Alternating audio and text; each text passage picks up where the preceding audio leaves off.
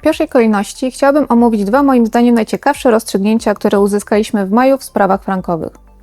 Pierwszym z nich jest wyrok Sądu Okręgowego w Warszawie z dnia 11 maja 2026 roku.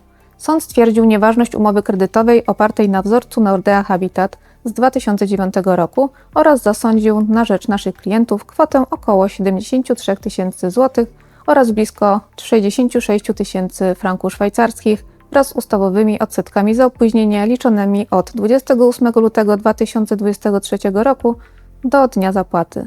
Co szczególnie interesujące, przy założeniu wykonania wyroku bezpośrednio po jego zapadnięciu sama wartość naliczonych odsetek wynosiłaby około 134 tysięcy złotych.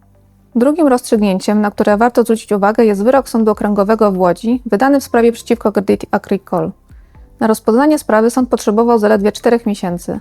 Jest to kolejny dowód na to, że proces frankowy nie zawsze musi być czasochłonny.